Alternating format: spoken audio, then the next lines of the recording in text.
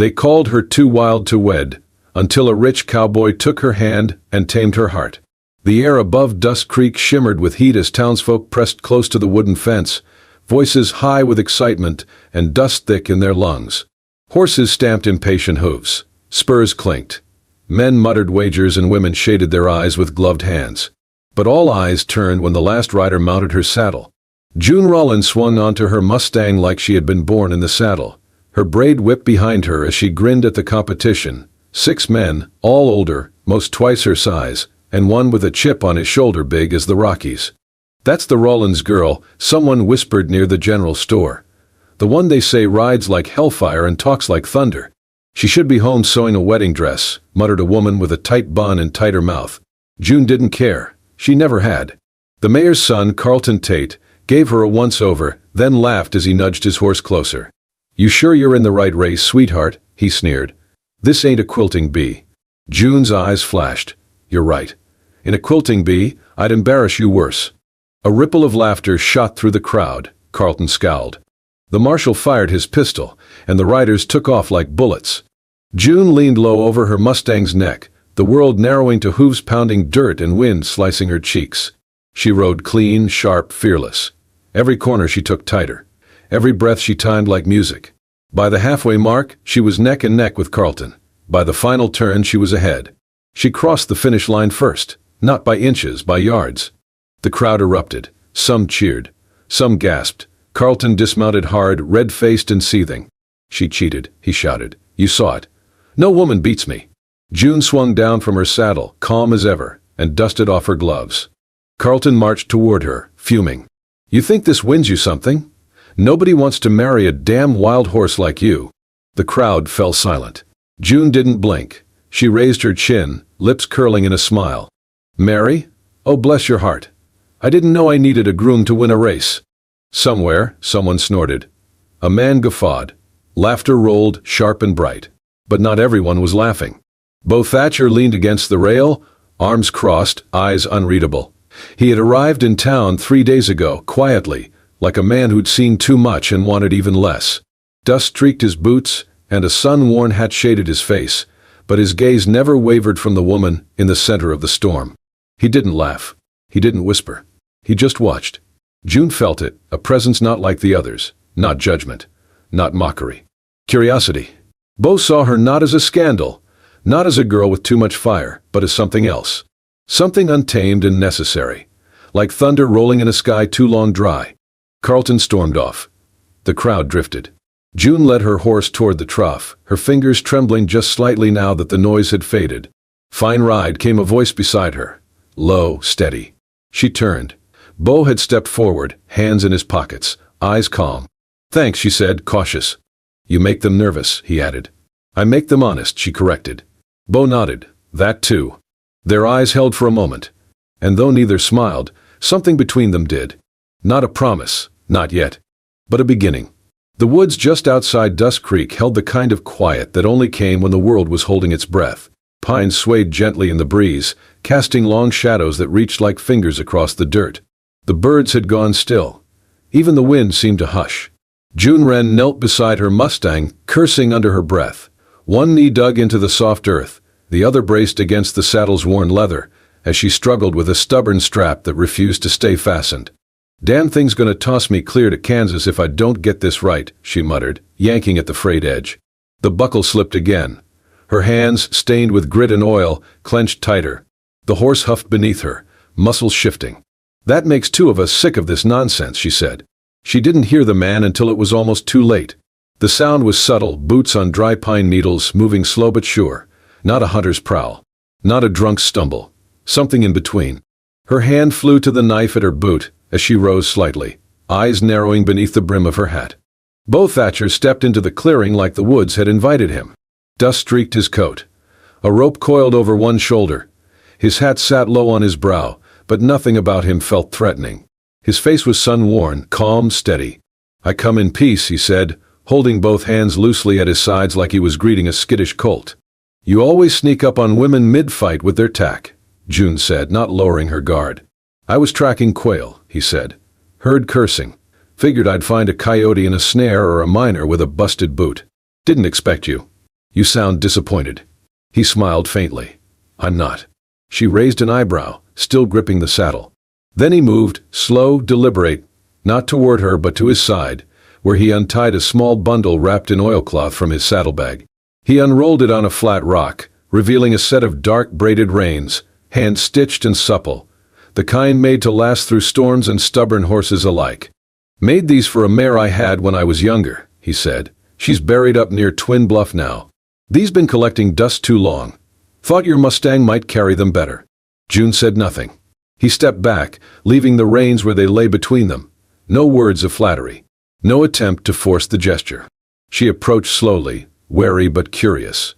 Her fingers brushed the leather, thick, soft, stronger than anything she'd had in years. They weren't store-bought. These were made with patience, with care. You giving me a gift? No, he said. Just giving it a second life.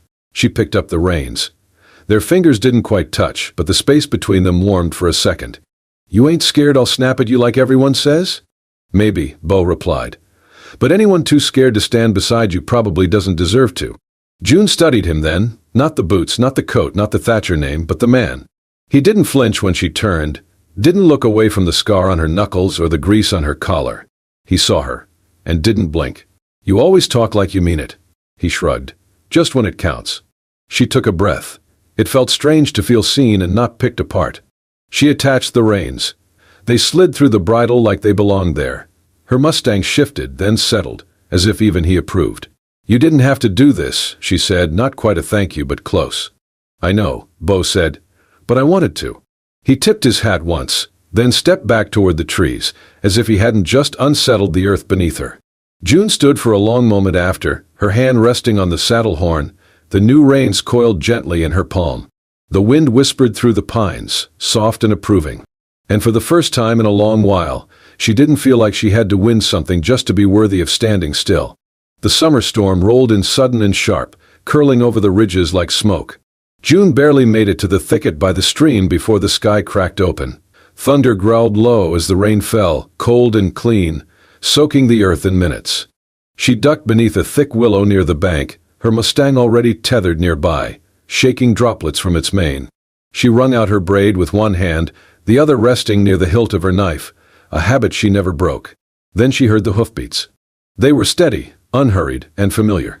Bo emerged from the trees like he had stepped from the rain itself, coat dripping, hat tilted low, a saddlebag slung behind him. He nodded once, as if the downpour had been prearranged. Well, June said, you sure know how to find a woman. I was aiming for the stream, Bo replied. Didn't expect company. She smirked but said nothing more as he dismounted and joined her under the willow's shelter. The space was tight, the silence tighter, but not uncomfortable. For a while they watched the rain. The stream below swelled with the runoff, gurgling against the rocks. The smell of wet earth rose thick in the air, and the sound of the storm became a rhythm between them, neither friend nor foe. You always ride alone? June asked after a while. Bo leaned against the tree. Most of the time. Makes the silence easier. She nodded slowly. My pa used to say I was too loud for a house. Said the only place I belonged was the barn or the woods. Bo looked at her. She did not flinch. When I turned 15, he locked me in the cellar for kissing a stable boy. Said I'd shamed the family. His jaw tensed. I broke out the third night. Stole a colt and never went back. Silence again. Bo reached into his coat and pulled out a flask. He offered it wordlessly. She took a small sip, letting the burn settle behind her ribs. What about you? She asked. He exhaled. I almost married once. A banker's daughter from back east. Soft voice, soft hands. Thought I was supposed to want all that. June glanced at him. Why didn't you? Bo shrugged. I kept waiting to feel like a man in love, but all I felt was tired. June laughed, dry and surprised. That's the most honest thing I've heard all year. He chuckled too, low and warm. Then she turned serious. So what now, cowboy? You think I have to find someone to tame me? Tie me to a porch and teach me manners? Bo looked at her then, not with challenge but clarity. No, he said. I think you deserve someone who won't run from the fire inside you. Her breath caught. Caught. You're not too wild, he added. They're just too dull. June didn't answer at first. But slowly she let herself look at him, not just glance but see. The rain painted his face in silver lines, softened the scar by his temple, made his eyes seem darker. And for the first time in years, she did not feel like she had to be louder, sharper, tougher to be worth standing beside someone. Bo did not ask her to quiet down. He just stayed. By the time the rain eased and the sky began to clear, the space between them no longer felt like it needed filling. It felt like something beginning. By the end of the week, the town of Dust Creek had done what small towns did best, turned whispers into wildfire. It started at the feed store. Marla Simmons, whose porch perch and sharp eyes had outlived 3 husbands, saw Bo Thatcher ride out with a rope in one hand and a grin he didn't usually wear. She noticed the way his shoulders sat lighter, how his horse came back dusty but content. She noticed, too, that he returned hatless, his dark hair mussed by wind, and something harder to name. It didn't take long for the pieces to stitch together. By breakfast the next day, every woman with a window, and every man with a grudge had something to say. Bo Thatcher, the golden son of Dust Creek, the one raised on silver and saddle, was keeping company with June Wren. June, the wild one. The girl who shot better than half the marshals and once broke a saloon mirror with her boot, because a drunk asked her to smile. The same June who lived alone on the edge of town, fixed her own roof, and tamed horses without blinking. The news did not sit well, especially not with Thaddeus Thatcher, who folded his paper slowly and said over the brim of his coffee mug, "That girl's a wildfire. And wildfires don't build homes, they burn them down." Bo just nodded once, stood and walked out without a word. But words clung like burrs, and June, no stranger to gossip, started to feel them stick in new places. Men who used to tip their hats now crossed the street. Women pulled their daughters close when she rode past. The blacksmith, who once offered to sharpen her blades for free, suddenly had no time. She wasn't hurt. Not at first. But guilt crept in where hurt used to live. Not guilt for who she was, but guilt for what she might cost him. Heir to land and name, tied to a father with ambition in a town that already pictured him with someone softer, someone cleaner. She stayed away after that. No more evening rides. No more showing up at his bunkhouse with sourdough biscuits wrapped in a bandana. She told herself it was mercy. Until one afternoon he found her by the creek where they once waited out a thunderstorm. She was kneeling at the bank, trailing her fingers through the water, pretending not to see the dust cloud of his horse behind her. He dismounted, said nothing. "You shouldn't be here," she said, not looking. "I'm exactly where I should be," he replied. She shook her head. "They're turning on you." "I know. You're supposed to marry someone proper," she said. "Someone who wears gloves and doesn't spit at men who try to tame her." He stepped closer. "Do you want me to leave?" Her silence was answer enough. "I heard what your father said," she murmured. "That I'm a fire. That I'd burn your life down." "He's not wrong," Bo said. "You are a fire. But fires give light, too." She looked up then, eyes wide, and for the first time in days her guard slipped. "You're willing to lose everything?" He reached for her hand, rough fingers curling over hers. "If I lose it for the right thing, then I never really had it." She blinked, throat thick. "I'm not the kind of woman people forgive men for loving." "Then they've never seen what I see," he said. "What do you see?" she whispered. He smiled, not with charm, but with certainty. A woman who scares weak men and makes strong men want to be better. A woman who doesn't need taming, just choosing. She didn't cry. June Wren didn't cry. But something in her cracked like dry earth meeting rain. For the first time, she wasn't standing alone in her own story. He was there. And not as her savior. As her equal. As the one who didn't ask her to become smaller, softer, sweeter. Only to let him walk beside the flame, and stay. Dust Creek's market square was loud that Saturday. The kind of loud that came with mule carts, the thud of flour sacks on wooden boards, and the metallic clang of a blacksmith's hammer somewhere in the distance. June hated days like this. Too many eyes. Too many mouths. Too many people who had too much to say, and not enough courage to say it straight. She moved quickly, one boot in front of the other, her basket light with cornmeal and dried fruit. She kept her head high, braid tucked beneath her scarf, her eyes set straight ahead. Until a voice from behind cut through the noise. "Well, I'll be damned. If it isn't June Wren." She froze. The crowd didn't. But a few people slowed, turned, looked. June turned too, her body already tight with memory. There he was. Clayton Rudd. Rich now, by the look of him, new boots, fine coat, and a silver belt buckle he probably polished every morning. But the smile was the same. Mean. Empty. "I see Dust Creek still lets strays in town," he said, loud enough for everyone to hear. June didn't move. "I heard you were trying to play wife now. Can't imagine how long that'll last. Ain't no man keeps a thing too wild to saddle." He stepped closer, slow and easy. "Or maybe that's the point. A man keeps you long enough to ride, then lets you loose." Murmurs sparked around the market like dry leaves catching flame.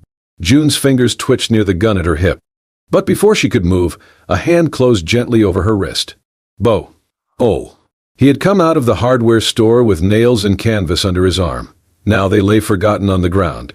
His eyes met hers first. "Don't." Then he looked at Clayton. "You done talking?" Bo asked calmly. Clayton scoffed. "What, you're the new rider? You break her in yet, or is she still bucking too much for you?" June flinched. "Untie." Bo's jaw tightened, but he didn't lunge. Didn't raise a fist. Instead, he stepped closer to June, slowly, deliberately. Clayton rolled his eyes and turned as if to walk off. Then, in a flash, he spun back and slapped June hard across the face.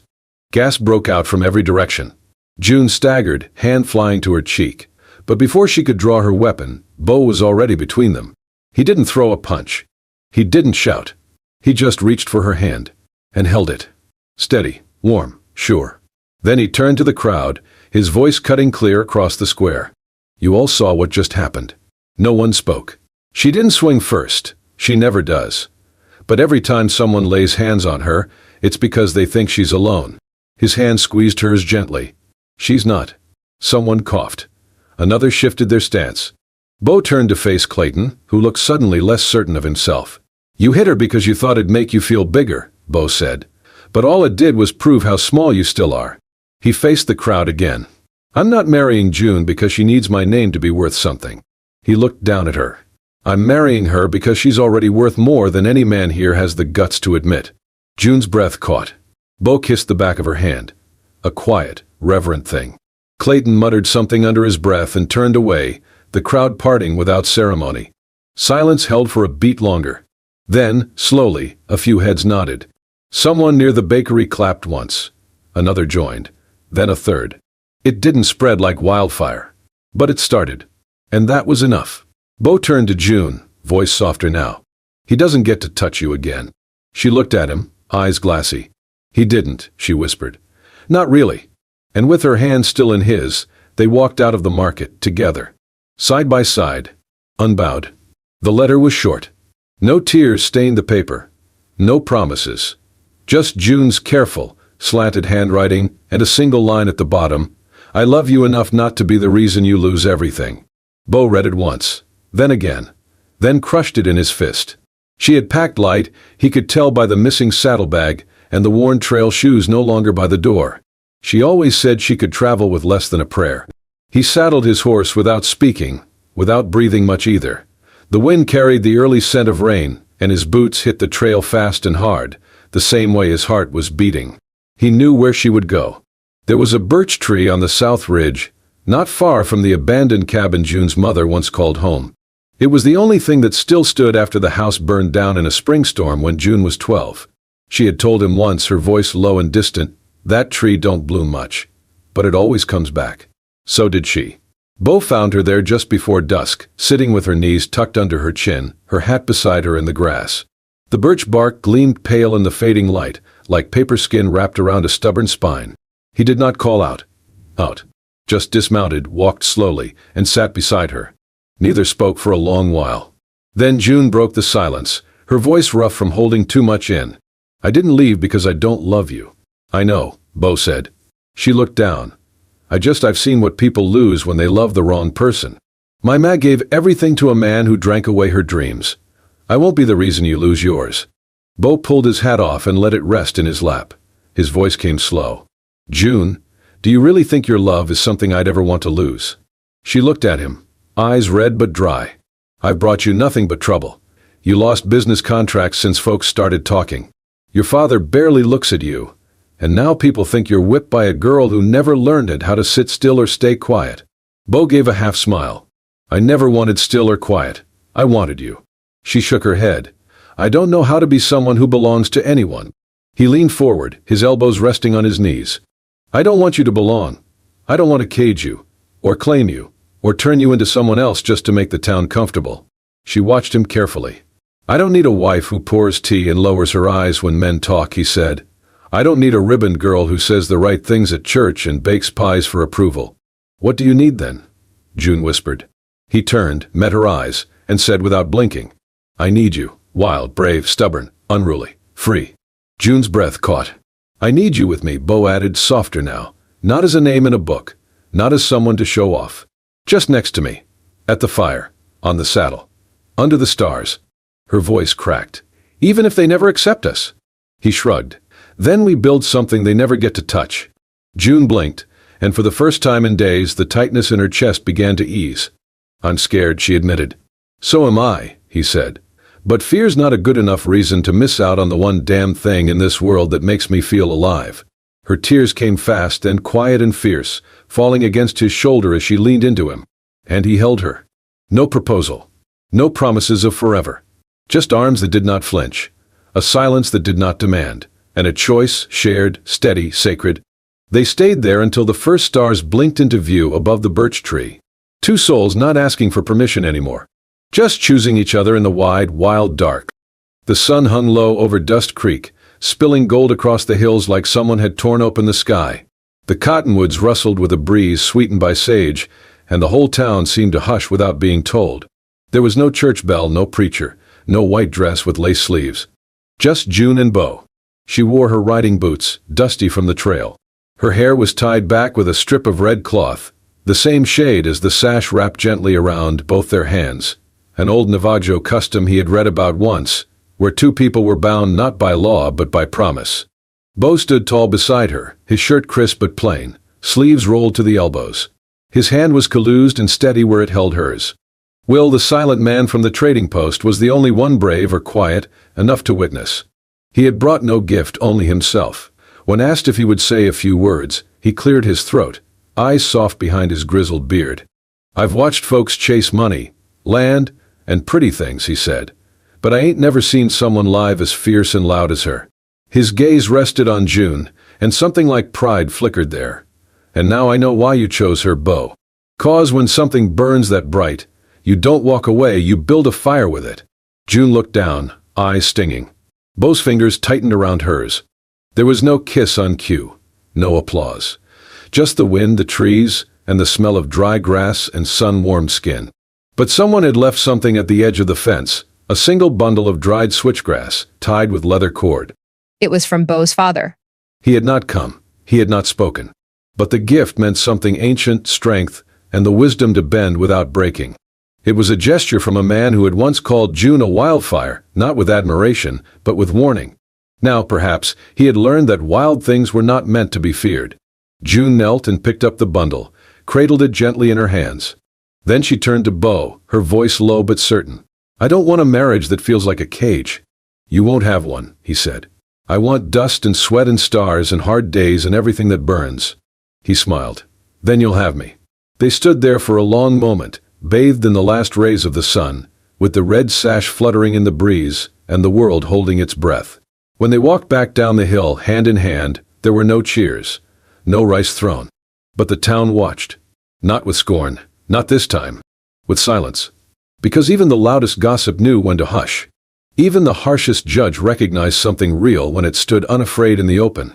And that afternoon, under the orange sky, June, once called too wild to wed, became a wife on her own terms. Not claimed. Not caged. But chosen. And the earth itself seemed to hum with approval. By late summer, Dust Creek had stopped whispering. No more pointed fingers. No more sidelong glances. Just nods of acknowledgement when June passed by on horseback, her braid swinging behind her like a ribbon made of fire. She had taken over the old corral behind the Thatcher ranch. The fences had been mended, the wild grasses cleared. Inside she worked with horses no one else dared touch, mustangs that kicked and reared, that trembled at shadows and snapped at hands. But under June's firm voice and steady hands they softened, not broken but understood. She taught the local children how to ride, some with ragged boots and fear in their eyes, others giggling, clinging to the reins like lifelines. She never raised her voice, just pointed, nodded, and let the horses, and the kids, learn at their own rhythm. Bo built a garden beside the barn, Tomatoes, beans, squash, neat rows of green rising from soil he had once ignored. His mama's old rocker sat on the porch, where he now spent his evenings watching June wipe dust from her boots and wave to neighbors who never used to wave back. They opened their land to those who had nowhere else to go. Drifters, orphans, widows who had been told they were too loud, too poor, too broken. A lean-to was built beside the barn, and food never stopped simmering on the stove. People started saying funny things in town. "She's not wild," one woman murmured in the mercantile. "She's just untamed in the best way." "Did you see her teaching that boy with the clubbed foot how to saddle a horse?" another asked. No one else ever even talked to him. Even the banker, who once scoffed at June riding bareback down Main Street, now tipped his hat and said, "Morning, Mrs. Thatcher." Mrs. Thatcher. It still caught her by surprise sometimes. At night she lay with Beau beneath a sky bruised with stars, his arm around her waist, his breath steady against her neck. They spoke in murmurs about the day's work, about the slow-growing apple tree out front, about the kind of world they were building, one fence post at a time. One evening, after a particularly long day of rounding a terrified mare into the pen, June sat on the porch, her boots kicked off, her feet bare against the cool boards. A little girl from town, no more than 7, sat beside her holding a wooden carving of a horse. "Is it true," the girl asked, "that you were too wild to get married?" June laughed, long and low. "No," she said. "I just hadn't found someone wild enough to want to ride with me." The girl nodded solemnly. "I hope I get to be wild too." "You already are," June said, ruffling her hair. "Now don't ever let anyone tame you out of it." That night, as the moon spilled light across the ranch and coyotes howled somewhere far off, June wrote a single line in the leather-bound journal Beau had given her. "I was never tamed. I was chosen. And when people choose each other in freedom, love does not fade. It roots, it runs, it rides." And under that sky, in that house on that land, the woman once called too wild to wed lived exactly as she was. And the town, whether they knew it or not, had never been freer. If this story stirred something in your heart, the fire of freedom, the tenderness of being seen, the kind of love that does not tame but chooses, then you are one of us. At Wild West Love Stories, we tell tales where the wind does not just blow dust, it carries promises. Where love is earned, not given. Where women ride hard and men stand steady, and hearts find home in the wildest places. Subscribe Love Stories and saddle up for more unforgettable journeys through dust, danger, and devotion. Because out here, in these wide-open lands, love does not whisper. It roars.